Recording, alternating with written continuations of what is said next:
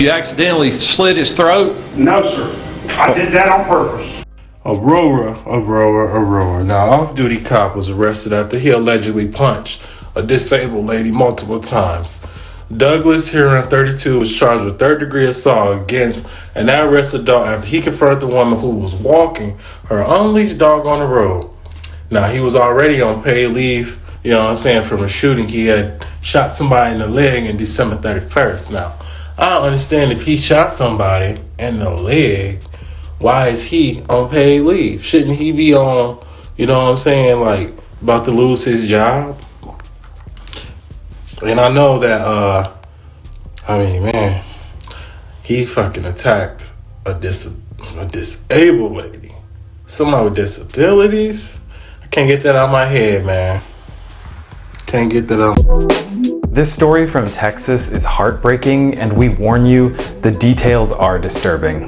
This is Angie Diaz, a 21-year-old originally from Nicaragua who worked at a convenience store about an hour from Houston, Texas. Angie lived with an aunt and was sending the money she earned at the store back to her mother in Nicaragua who has cancer. In October of last year, Angie married this man, Jared James Dykes.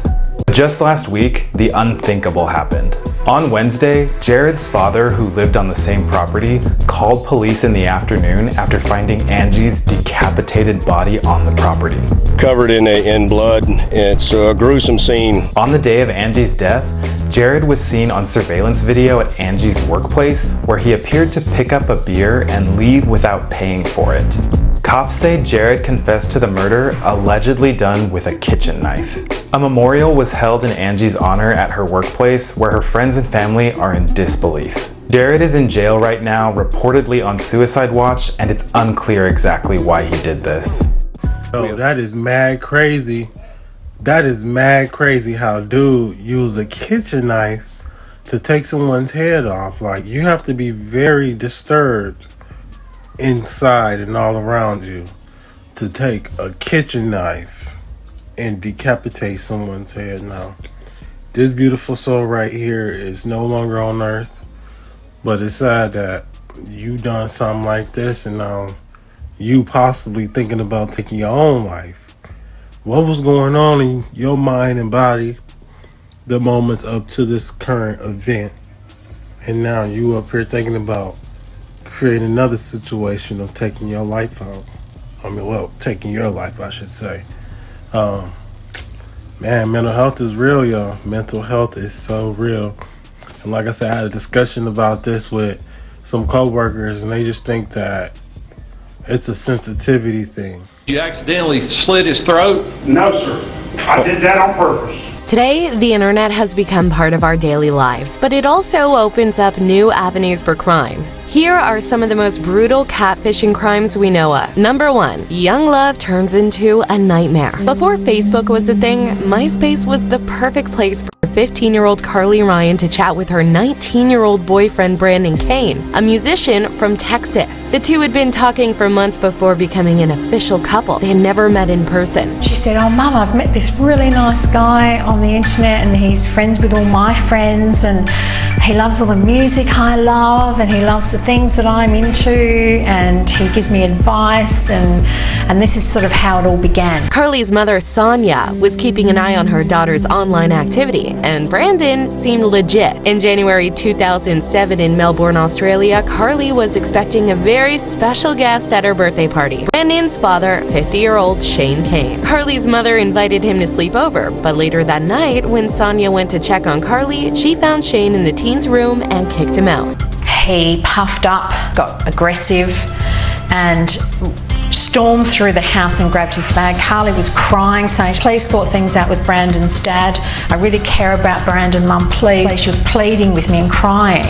And I said to her, "Carly, something is not right about this connection. Something doesn't feel right." And she got it, because at that moment she sat down at the kitchen table and she looked at me and she said, "Okay, Mum." Sonia contacted Shane and told him to stop contacting Carly. Shane responded by calling her names and threatening her. A month after her birthday, Carly told her mom she was spending the night at a friend's house, but Carly did not come back the following day. Sonia immediately contacted the police, who went out searching for her, but it was already too late. Carly's body was found floating face down in the sea at Horseshoe Bay. She had a total of 19 injuries with signs of suffocation and drowning. The beach's surveillance footage showed Carly walking with two men, Gary Newman, aka Shane Kane, and his adopted son. When the police broke into Newman's home to arrest him, they found him sitting at his computer chatting with another 14-year-old girl. On his desk was a notebook, open to a page with more than 200 other personalities written down with passwords. He had been using these aliases to groom young girls online. When I looked up,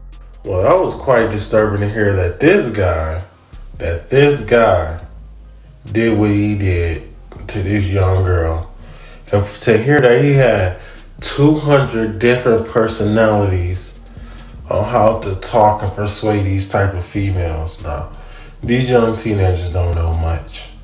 And for him to be 50, 60 years old doing what he's doing, I'm surprised they didn't do more than what they did. This could be his first time getting caught. Ain't no telling how long he could have been doing this for.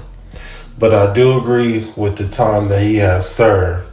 With him being that old, it's no way possible somebody like that behind those walls that the guy's there and go teach him a lesson on why he shouldn't be the type of guy that he is. over her shoulder, I saw a looped vision of a boy typing.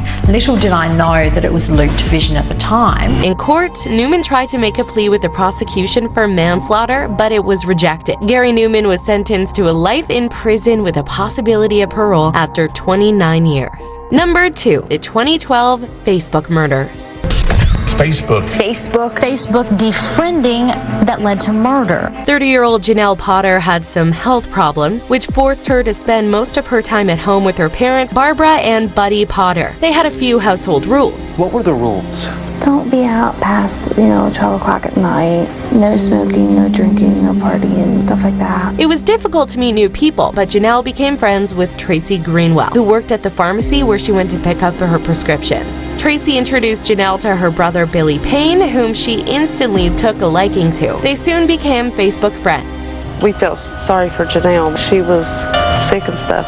She gave me her phone number and I started calling her. I would go out with her to the mall, to her house and out to eat. But then, Tracy introduced Janelle to another guy, Jamie Curd, and they soon started dating. He even got her a cell phone so they could talk behind her strict parents' back. But there was a problem. Even though she was dating Jamie, Janelle still had feelings for Billy. And soon she started claiming that she was getting cyberbullied by people on Facebook. What kinds of things were people saying about you? I was a bad person.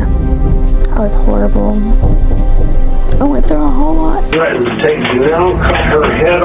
Janelle blamed Billie Jean Hayworth, who is Billy Payne's fiance and mother to his 7-month-old baby. The virtual violence kept going for both Janelle and Billie Jean. People even left anonymous comments saying that they hoped Billy's child died. Things escalated. And they're trying to set me up, but I don't like this because I'm very sick. They were wanting to blow up my dad's truck, throwing rocks at the house. A rock was found in front of the Potter's house with the names Billy Payne and Billie Jean written on it. Later, Janelle's online friend Chris contacted Janelle's parents, saying that he was monitoring Janelle's online activity and that he was concerned about the family's safety and Janelle's well-being. Finally, after a year of Facebook feuding, the Potters decided to do something about it. On January 30th, 2012, Janelle's father asked Jamie to take him to Billy Payne and Billie Jean's house. After they left Billy's house, one of the couple's friends made a 911 call. 911. Yeah, they didn't name was bad.